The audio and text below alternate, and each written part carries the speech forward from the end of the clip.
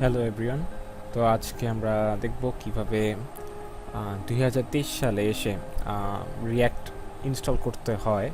কারণ react রিয়্যাক্টের recent কিছু update হয়েছে এবং সেই আপডেটের ফলে আমরা যারা বিগিনার আছি তারা হচ্ছে রিয়্যাক্টটা ইনস্টল করতে পারছি না। আমরা পুরাতন ভিডিও টিউটোরিয়ালগুলো ফলো করছি, কিন্তু পুরাতন ভিডিও টিউটোরিয়ালে একটা রিয়্যাক্টের বয়লার প্লেট যেভাবে ইনস্টল করার প্রসেসগুলো দেখানো আছে সেগুলা আসলে আমরা ডকুমেন্টেশনে আসার পরে সেটা খুঁজে পাচ্ছি না।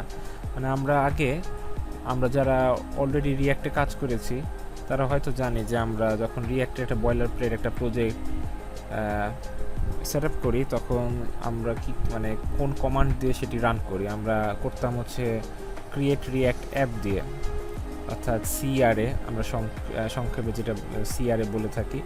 তো এই জিনিসটা রিসেন্ট যে রিয়্যাক্ট ডকুমেন্টেশনটা আপডেট করেছে সেটা আসলে তারা তুলে দিয়েছে, এবং রিসেন্ট যে ডকুমেন্টেশনটা রিয়্যাক্ট আপডেট করেছে এবং সেটি আমি ঘেটেছি এবং আমার কাছে খুবই ভালো লেগেছে। নতুনভাবে এটা আসলে উপস্থাপন করেছে এই ডকুমেন্টেশনটা। সো এটা দেখার পরে আমি আসলে একটা জিনিস লক্ষ্য করলাম যে তারা সেই সিআরএ অর্থাৎ ক্রিয়েট রিয়্যাক্ট অ্যাপটা পুরোপুরি তুলে দিয়েছে, এবং এখানে যারা জিনিসটা ফলো করে ইনস্টলেশন প্রসেসটা দিকে যাচ্ছে ওখানে যায় তারা একটা জিনিস লক্ষ্য করছে যে তারা নেক্সট জেএসএ অর্থাৎ ফ্রেমওয়ার্ককে তারা পুশ করতেছে রিয়্যাক্ট। তারা রিয়্যাক্ট যে আমরা লাইব্রেরিটা ডাউনলোড করতাম, ইনস্টল করতাম, সেটি আসলে তারা এখন করতে দিচ্ছে না। সেই জিনিসটা অপশনেই নাই, তার ডকুমেন্টেশনেই নাই। তো আজকে আমরা এই ভিডিওতে দেখব যে আমরা সেই রিয়্যাক্ট লাইব্রেরিটাকে কিভাবে আমরা ডাউনলোড করব, ইনস্টল করব, বয়লার প্লেটটা ইনস্টল করব। তো এটা আমরা দেখব। সো আমরা যদি একটু রিয়্যাক্ট ডকুমেন্টেশনে যাই এবং এখানে ইনস্টলেশনে এসে স্টার্ট নিউ প্রজেক্টে যাই, দেখি এখানে দেখেন লেখা আছে কি এনফিক্স ক্রিয়েট নেক্সট অ্যাপ। সো এখানে কি থাকতো, আগে ক্রিয়েট রিয়্যাক্ট অ্যাপ থাকতো। এখানে আমরা দেখতেই পাচ্ছি যে রিয়্যাক্টের ডকুমেন্টেশন তারা নেক্সট জেএসে শিফট করতে বলতেছে, কিন্তু আমরা যারা বিগিনার আছি তারা ফার্স্টে যদি আমরা নেক্সট জেএসে রিয়্যাক্টের কনসেপ্ট না জেনে নেক্সট জেএসে জাম্প করি তাহলে আমরা আসলে জিনিসটা বুঝতে পারবো না। তো রিয়্যাক্টের লাইব্রেরি যদি আমরা শিখে দেন নেক্সট জেএসে জাম্প করি তাহলে আমরা যেহেতু রিয়্যাক্টের কনসেপ্ট আমরা জানি, তো নেক্সট জেএস আমাদের শিখতে খুব ইজি লাগবে। তো সবসময় রিকমেন্ডেশন থাকবে যে অবশ্যই রিয়্যাক্টের ফান্ডামেন্টালগুলো আপনি শিখবেন, কনসেপ্টটা বুঝবেন, দেন আপনি নেক্সট জেএসে জাম্প করেন। তো রিয়্যাক্টের উপরে কাজ করতে হলে অবশ্যই আপনাকে রিয়্যাক্টিভ লাইব্রেরিটা অবশ্যই ইনস্টল করতে হবে। তো তো দেখা যাক কীভাবে করি। তো এখানে আমরা যদি নিচে যাই তো এখানে এক জায়গায় তারা বলছে যে can I use react without A framework. তো এখানে তারা বলেছে যে আমরা বিভিন্নভাবে ইনস্টল করতে পারি। তো এখানে তারা ভিট নামে একটি বান্ডেলারের কথা বলেছে, আর একটা বলেছে পার্সেল। তো আজকে আমরা ভিটের নিয়ে আলোচনা করব। তো ভিট দিয়ে আমরা রিয়্যাক্টের প্রজেক্ট সেট আপ করতে পারবো খুবই ইজিলি।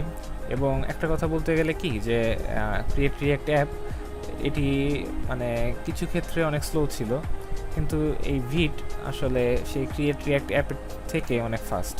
ঠিক আছে, এটা আপনারা যদি একটু ঘাটিয়ে থাকেন তাহলে আপনারা অনেক কিছু দেখতে পাবেন যে ভিট আসলে কী ফিচার্স তারা প্রোভাইড করতেছে, এবং যদি একটু পড়ে নেন তাহলে আপনারা জিনিসটা আসলে বুঝতে পারবেন।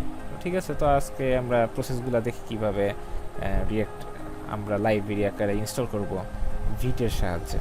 ঠিক আছে, তো আমরা গাইডে গেলে আমরা দেখতে পারবো এখানে অনেক কিছুই বলা আছে।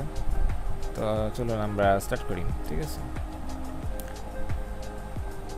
তো ফার্স্টে আমরা আসবো হচ্ছে আমাদের টার্মিনালে আসার পরে তো আমরা ফার্স্টে আমরা লিখবো হচ্ছে npm create vite @latest। ঠিক আছে, দেন ইন্টার দিই এবং সে আমাদের প্যাকেজটা ইনস্টল করবে। তো এখানে বলতেছে যে প্রজেক্টের নাম কি দেব, প্রজেক্টের নাম চাচ্ছে। তো আমরা প্রজেক্টের নাম ইনপুট দিই, আমি দিলাম টেস্ট অ্যাপ। তো এখানে এখন বলতেছে যে ফ্রেমওয়ার্ক সিলেক্ট করেন। তো কি ফ্রেমওয়ার্ক, এখানে দেখেন অনেক কিছু আছে, যেমন ভ্যানিলা, ভিউ, রিয়্যাক্ট, আরও অনেক আলাদা অন্যান্য ফ্রেমওয়ার্ক রয়েছে। সো আমরা যেহেতু রিয়াক্ট নিয়ে কাজ করতে চাচ্ছি, তো রিয়াক্টটা আমরা সিলেক্ট করব। দেন বলছে যে রিয়াক্ট মানে এটা আমরা কি ভ্যারিয়েন্ট আকারে সেটা ইনস্টল করব। তো জাভাস্ক্রিপ্ট, তো টাইপস্ক্রিপ্ট, জাভাস্ক্রিপ্ট প্লাস এসডব্লিউসি। তো আমি রিকমেন্ড করব যে জাভাস্ক্রিপ্ট প্লাস এসডব্লিউসি আপনারা ইনস্টল করবেন, কারণ এসডব্লিউসি ইনক্লুড করলে এটাতে একটু মানে শুধুমাত্র জাভাস্ক্রিপ্টের থেকে এসডব্লিউসিটা একটু বেশি ফাস্ট। সো এটা আমরা সিলেক্ট করব। তো দেখেন এখানে আমার বলে দিয়েছে যে আমার প্রজেক্ট তারা রেডি করে দিয়েছে, প্রজেক্ট ইনস্টল কমপ্লিট। এখন জাস্ট আমরা আমাদের সেই ডিরেক্টরিতে ঢুকে আমরা বাকি কাজ করতে পারবো। So okay, no problem.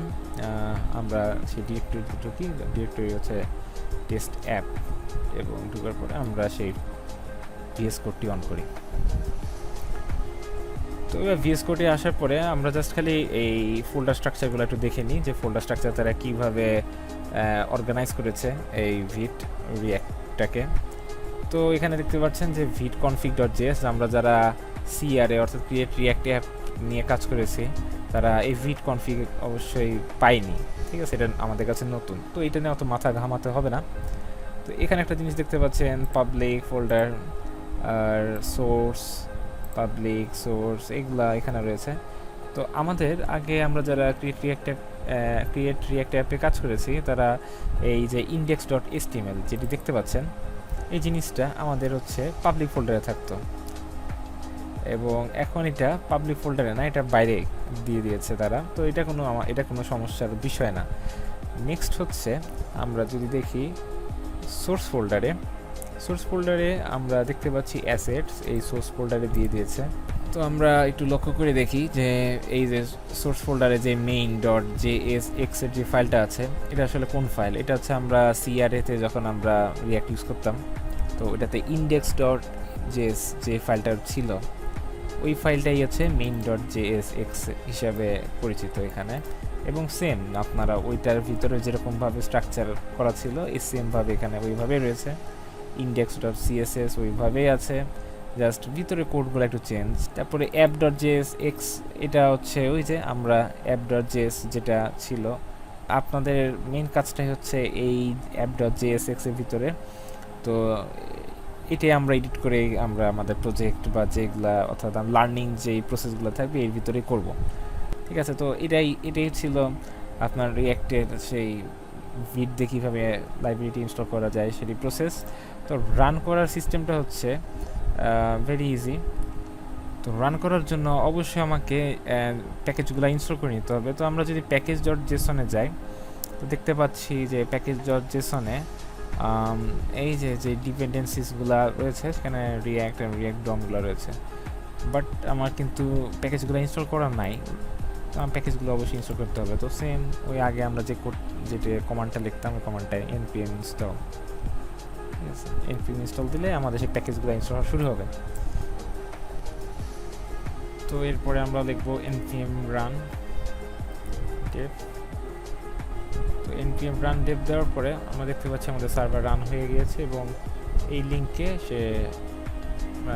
লিঙ্কে গেলে আমরা সেই অ্যাপ্লিকেশনটা দেখতে পারবো, যে সে ইন্টারফেসটা দেখতে পারবো, আমাদের ব্রাউজারে ওপেন হয়ে যাবে। এই ছিল আজকের এই ভিডিওটি। আশা করি আপনারা সমস্ত কিছু বুঝতে পেরেছেন, এবং এই সমস্ত স্টেপগুলো ফলো করলে আপনারা রিয়াক্ট লাইব্রেরিটা ইনস্টল করতে পারবেন এবং আপনারা আপনাদের লার্নিং প্রসেস আবার শুরু করতে পারবেন। তো আপনারা সবাই ভালো থাকবেন, সুস্থ থাকবেন, সকলকে ধন্যবাদ।